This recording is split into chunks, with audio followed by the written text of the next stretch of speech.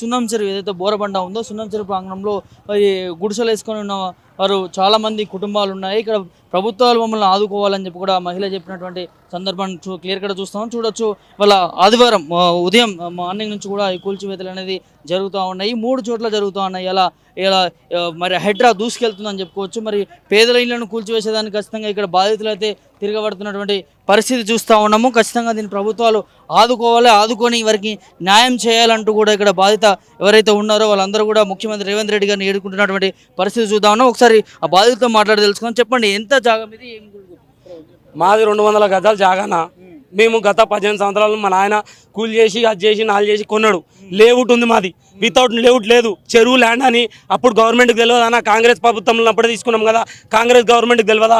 సరే రేవంత్ రెడ్డి ఈరోజు నాకు గులగొట్టిస్తుండు కదా, మరి గరీబోళ్ళ మీద ఎందుకు పడుతుండన్నా? గుడిసెలలో సామాన్లు కూడా తీసుకోలేమన్నా. వితౌట్ నోటీస్తో ఎట్లా గులగొడతారన్నా? మీరు కూడా న్యాయం చేయండి అన్న, న్యాయం చెప్పండి అన్న. ఇంత పెద్ద బిల్డింగ్లు ఎందుకు వదిలేసిరన్నా? ఇది బఫర్ జోన్లో లేదా, ఎఫ్టీఎల్లో లేదా అన్న? మీరు చూడలేరేమో, నేను ప్రతి మీడియాకి చూపించినా. ఇగో ఇరిగేషన్ లక్ష్మీనారాయణకు సార్ ఇది ఏమైంది సార్, ఇది ఎందుకు కూలగొట్టదు, మాది ఎందుకు ఇస్తారు సార్ అని. ఇదేం పేరన్నా, ఇదేం పేరన్నా? ఒక్కసారి చూడండి. రెస్పాన్స్ చేయలేడు. గట్టి శుక్రవారమో బేసారం రోజు పంపించిన సార్ మాలాంటి గరీబోళ్ళని కొట్టకుండా సార్, మీకు కడుపు మాలాంటి వాళ్ళు కొడితే కాదు సార్. ఆయన అదంతా ఎందుకు చూపించలేడు, ఇదే ఒక్కటి ఎందుకు చూపించాడు? ఇగో సార్ మా దగ్గర ఎవిడెన్స్ ఉంది సార్. ఇగోండి, ఇగో చూడండి సార్.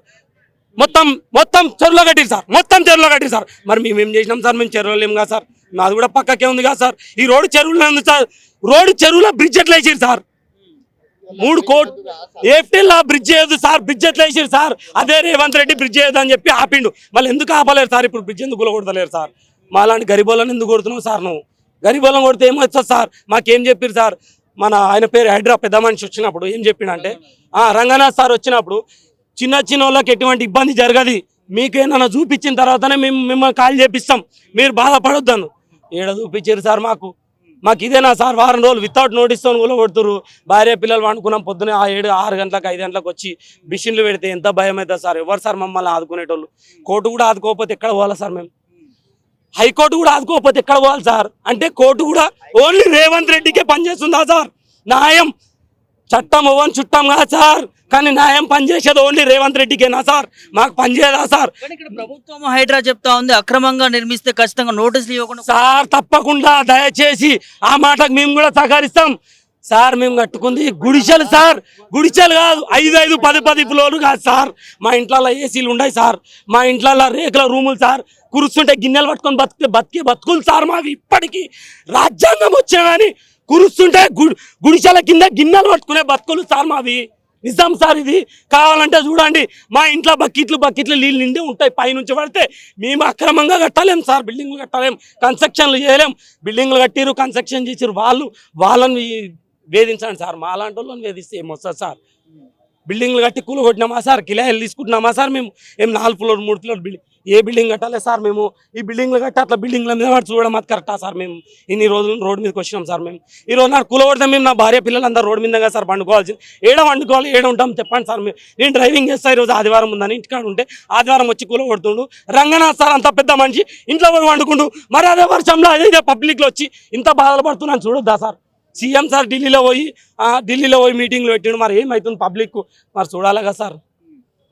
పేదల ఇల్లు కూల్చేయడం కూడా వితౌట్ నోటీస్ సార్. నోటీస్ ఇచ్చినట్లు ఒక సైన్ చూపించండి సార్. నేను రిజిస్ట్రేషన్ నాది, నేను కరెంటు బిల్లు కడుతున్నా, నాకు ట్యాక్స్ తీసుకుంటుంది గవర్నమెంట్ నా దగ్గరికి నుంచి, ప్రాపర్టీ ట్యాక్స్ తీసుకుంటుంది, రిజిస్ట్రేషన్ చేయించుకుంది. ఇంకోటి కరెంట్ బిల్లు కడుతున్నా, నేను అన్ని నల్ల బిల్లు అన్ని కట్టంగా నేను ఎందుకు సార్? నేను ఇన్ని బాధలు పడుతున్నా కదా. సరే నువ్వు ఇన్ని కడుతున్నావు కదా బాబు, నీకు ఈ పలానా టైట్ ఇస్తున్నా, ఇలాంటి టైం ఇస్తున్నా, నువ్వు కిరాయి తీసుకుంటా, ఏడా తీసుకుంటా తీసుకో, నీకు పలానా రోజు నీకు ఇల్లు కొడుతున్నాం, నీ ల్యాండ్ ఉంటే నీ ఉంటుందేమో చెప్పాలి కదా సార్? ముందు ఏం మీకు సమాచారం ఎటువంటిది లేదు సార్. రంగనాథ్ సార్ వచ్చిర్రు, ఇది మాత్రం నిజం, మేమే చెప్తున్నాం. అడిగినాం సార్, ఇట్లా పట్టుకొని సార్ గరీబోళం ఉన్నాం సార్, మా బతుకులేం సార్ అంటే, గరీబోళ జైలుకి పోం బాబు, మేము ఉన్నోళ్ళే గులగొడతాం, ఆ 2 బిల్డింగ్లు కొట్టండి, ఇవి గులగొట్టండి సార్.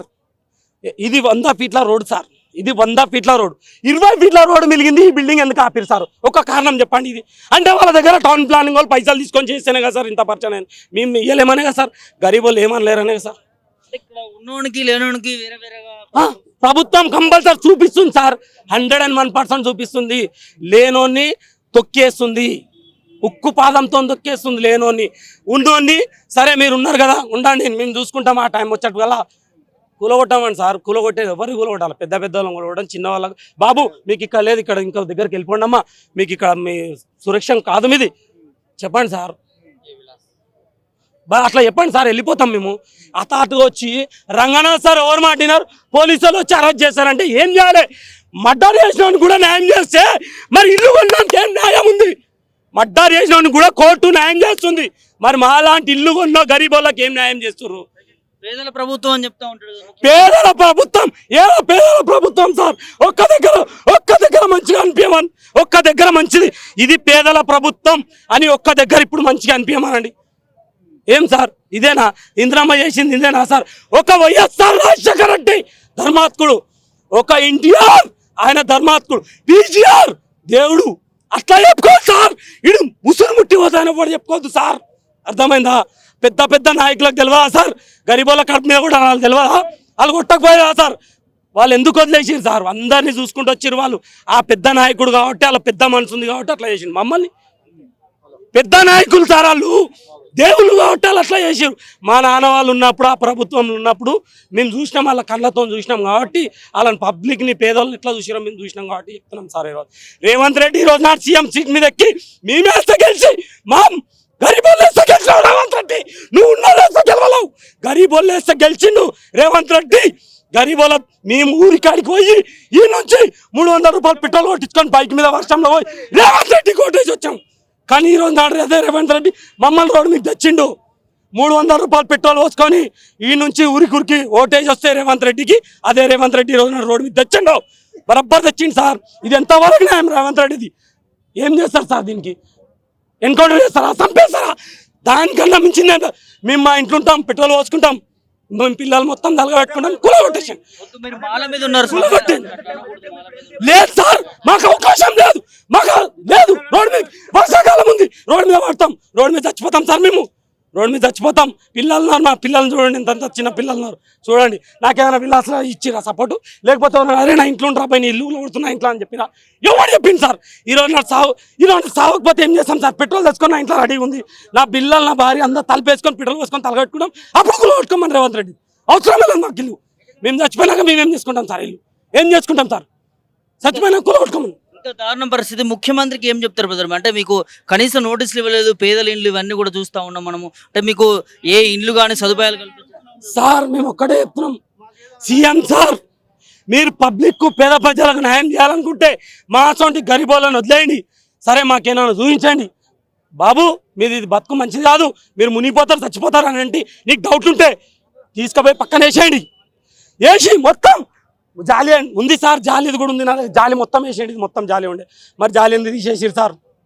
జాలి ఎందుకు తీసేసారు సార్? ఈ వెనకాల విల్లాస్ కాడ నుంచి వెనకాల నుంచి జాలి ఉండే సార్, జాలి తీసేసి కట్టిరు. ఇదే విల్లాసు ఇదే విల్లాసు చెరువుల కట్టిరు సార్.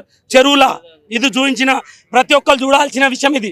ప్రతి ఒక్క లక్ష్మీనారాయణ సార్, నేను పదే చెప్తున్నా, లక్ష్మీనారాయణ ఉన్నోళ్లకు ఒత్తాసు పలుకుతాడు, లేనోళ్ళని గరీబోళ్ళని ఇట్లా తీసేస్తాడు. మా దగ్గర కూడా పైసలు అడిగిండు లక్ష్మీనారాయణ. ఇయ్యాలేం మేము, మా చేతగా సార్ మేము ఇయ్యాలేమన్నాం. 5 లక్షలు అడిగిండు. అడుగు కావాలంటే లక్ష్మీనారాయణ పిలిచి అడగండి, పిలవండి లక్ష్మీనారాయణ. ఏం అడుగుతా? మా భార్య చొప్పేసుకొని కొట్టి అడుగుతుంది, నీకు ఎందుకు ఇవ్వాలా పైసలు? మేము మా పట్టా భూమి మీద కొన్నామని అడిగింది. డబ్బులు ఇస్తే మాత్రం కూల్చట్లేదు సార్. లక్ష్మీనారాయణ కూలుస్తలేడు, పక్కా లక్ష్మీనారాయణ చేతుల్లో ఉంది సార్. జయందర్ రెడ్డి విల్లాసు మొత్తం ఎఫ్టెల్ ఉంది, నా దగ్గర ఎవిడెన్స్ ఉంది. నేను ధైర్యంగా చెప్పినా, నేను దమ్ము పెట్టి చెప్పినా, దమ్ము ఇచ్చి చెప్పినా, వాడు ఎరిగేషన్ అయినా సరే, సీఎం అయినా పిఎం అయినా, నా ఫ్యామిలీ రోడ్డు మీదకి వస్తుందంటే నేను బరాబర్ మాట్లాడగలుగుతా. నా ఫ్యామిలీ రోడ్డు మీదకి వచ్చినాక ఎదుటవుతో నాకేముంది సార్? అది ఎట్లా అడుగుతాడు సార్ 5 లక్షలు? నన్ను నా దగ్గర ఏముందని ఇవ్వాలి సార్? నేను డ్రైవింగ్ చేసుకొని బతుతా, మా భార్య ఇళ్ళలో పని చేసి బతుకుతుంది. ఎట్లిస్తాం సార్? ఎట్లిస్తాం సార్ చెప్పండి? వాడు ఇస్తాడు పోగానే 20 లక్షలు 30 లక్షలు ఇస్తాడు. ఇస్తాడు సార్, మేము ఇవ్వలేం, మా చేత కాదు. ఇది ఎంతవరకు న్యాయమో, కరెక్టా, ధర్మమా, న్యాయమా మీరే చెప్పండి.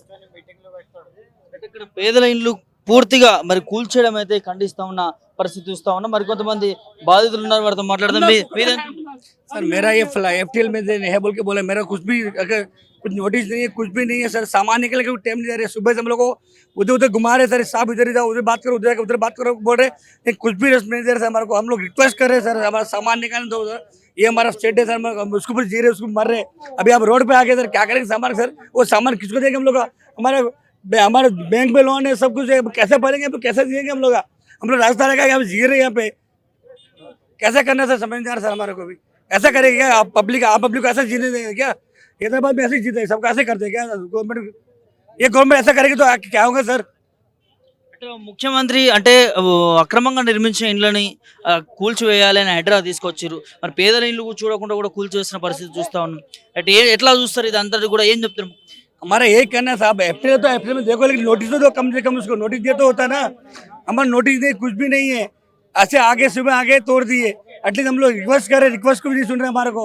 कोई साहब किधर है बोल के वो भी नहीं बोल रहे हमारे को। घुमा रहे, खाली घुमा रहे, सुबह से घुमा रहे, हम लोग थक गए घूम घूम के। हमारा कोई रिस्पॉन्स नहीं है हमारे को। మీరేం చెప్తారు సార్? మీది కూడా ఉంది అందులో? మాది కూడా ఉంది సార్. మాది గరీబోళ్ళే, మేము కూలినాలు చేసుకుంటోళ్ళమే. ఇప్పుడు మాకు ఏమన్నా న్యాయం చూపెడితేనే కదా మేము అడిగే లేచిపోతాము. ఇప్పుడు మాకు నోటీసులు ఇవ్వాలి, ఏది ఇవ్వలేదు. ఇస్తాడు, మీకేమి ఇబ్బంది కాదు అన్నాడు. మళ్ళీ ఇప్పుడు అదే లెక్కలు చేస్తున్నాడు, అనుకోకుండా వచ్చేస్తున్నాడు. మరి అదే మాకు ఏదైనా జరిపి మాకు ఏదైనా చూపెడితే మేము జరిగిపోతాం. ఎప్పుడు జాగా అంటే మాకు తెలియక కొన్నాము, దాన్ని న్యాయం అనేది చేయి. ఇక మేము అంత చెప్పినా కానీ ఆయన సడల్ మన వస్తే మేము ఏం చేయలేము కదా. ముందుగా చెప్పలేదు మీకు? మాకు ఏది చెప్పలేదు కదా, నోటీసులు ఇవ్వలేదు, ఏది ఇవ్వలేదు. ఈ సామాను కూడా అందులోనే ఉండిపోయే పరిస్థితి. అందులోనే ఉంటుంది సామాన్ కూడా. ఎట్లా మరి ఇట్లయితే ఎట్లా మరి? ఎట్లా అంటే న్యాయం చేయాలని కోరుతున్నాము, అంతే. ఇంకేం మాట్లాడతాం సార్?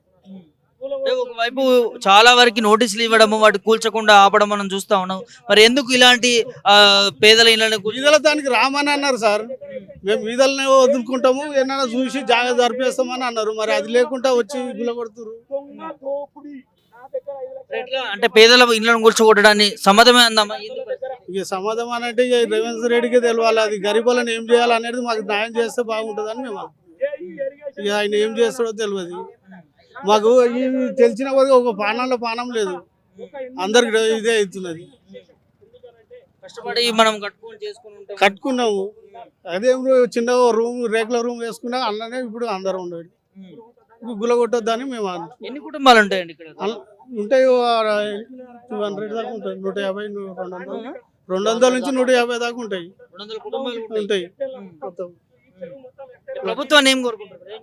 న్యాయం చేయాలంటున్నాం సార్ మేము. ఏదైనా మాకు జాగ్రత్త చూపెట్టాలి. మాకు ఏదైనా మీకు ఎప్పుడు జాగా ఉండొచ్చు, మేము తెలియక కొన్నాము.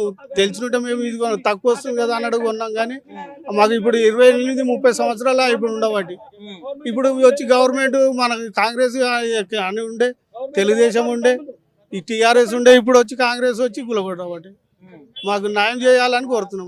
కొనుక్కున్నారా? కొన్నాము సార్, అప్పుడు తక్కువలో ఉంది కదా అన్నట్టు కొన్నాము. లేకపోతే అదే పైసా పెడితే మాకు ఏదైనా న్యాయం కావాలని అడిగేది. యుఎల్సీ అలర్ట్స్ అని కిలో ఎట్లా ఇస్తారు సార్? ఎట్లా పంపిస్తారు సార్? చెప్పండి సార్, మీరు చెప్పండి సార్. యుఎల్సీ అలర్ట్స్ అన్ని కట్టి అన్ని రెడీ అని ఇస్తున్నారు. ఎవరి ఇయర్కి మొత్తం ట్యాక్స్ గవర్నమెంట్కి ప్రాఫిట్ ట్యాక్స్ వేస్తున్నారు. అది ఎట్లా ఉంటుంది సార్? గవర్నమెంట్ తెలియదు అది ఇది ఏప్రిల్ ఉందా లేదా? ఎందుకు మళ్ళీ మనకి ఇచ్చిన మొత్తం యుఎల్సీ ఇచ్చిన, ఎల్ఐసి ఇచ్చినారో, మళ్ళీ మన ప్రాఫిట్ ట్యాక్స్ మనం చేసినారు. మరి తెలిసిన అంతకుముందు మీకు ఎలాంటి ఇన్ఫర్మేషన్ ఇవ్వలేదు? అసలు ఇవ్వలేదు సార్, ఏమి ఇవ్వలేదు సార్. అన్ని ఏం లేదు, ఎప్పుడు ఏం లేవు చెప్పినారు. ఇక్కడ 80 feet రోడ్ ఉంది చెప్పినారు, 80 feet రోడ్ ఉంది, అక్కడ వరకు ఎప్పుడు ఉంది, ఇక్కడ ఎప్పుడు ఏం లేవు చెప్పినారు. అన్ని కిల్లర్ లేని చెప్పినారు. అన్న మనం కొన్న క్లియర్ కట్ గా కనిపిస్తా ఉంది ఇక్కడ.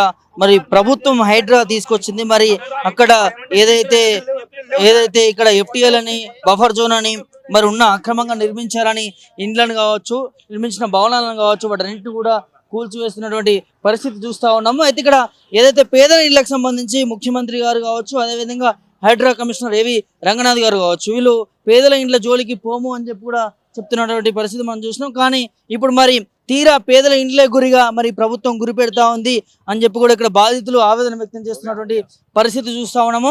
క్లియర్ కట్గా ఇలా హైడ్రా తీసుకొచ్చిన దానిపైన ఇక్కడ బాధితులు పూర్తి స్థాయిలో వ్యతిరేకత అయితే చేస్తూ ఉన్నారు.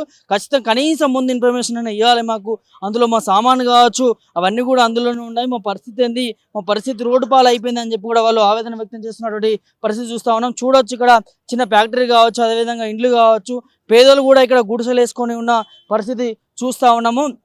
చూడవచ్చు 3 ఫ్లోర్ వరకు కూడా కట్టుకున్నటువంటి వారి ఇళ్ళను కూడా అక్కడ కూల్చివేస్తున్నటువంటి పరిస్థితి. అంతా కూడా సున్నం చెరువుకు సంబంధించి, ఏదైతే బోరబండ సున్నం చెరువుకి సంబంధించి ఇది ఆక్రమించారని చెప్పి కూడా ఉదయం ఇలా ఆదివారం ఉదయాన్నే మరి హుటాహుటిగా మరి హైడ్రా చర్యలు తీసుకొని పూర్తిగా నేలమట్టం చేస్తున్నటువంటి పరిస్థితి చూస్తాము. చూడొచ్చు అక్కడ ఇండ్లు గుడిసెలు వేసుకొని మరి ఇక్కడ ఉన్నటువంటి అందరూ కూడా నిరుపేదలు, మరి ఏదో ఒక పని చేసుకొని ఇళ్ళల్లో పని చేసుకొని మరి చేసుకునేవారు అని చెప్పి కూడా వాళ్ళు చెప్తున్నటువంటి పరిస్థితి చూస్తూ ఉన్నాం. ఇంకా కొనసాగుతూనే ఉంది ఈ హైడ్రాకి సంబంధించిన ఇండ్లు కూల్చివేయడం అదంతా కూడా. చూడొచ్చు షెడ్లు వేసుకొని రేకులు వేసుకొని మరి కూడా ఉన్న పరిస్థితి చూస్తూ ఉన్నాము. మరి మాలాంటి పేదలను ప్రభుత్వాలు ఆదుకోవాలి, పేదల ప్రభుత్వం అని చెప్పి చెప్తా ఉంటాడు ముఖ్యమంత్రి రేవంత్ రెడ్డి.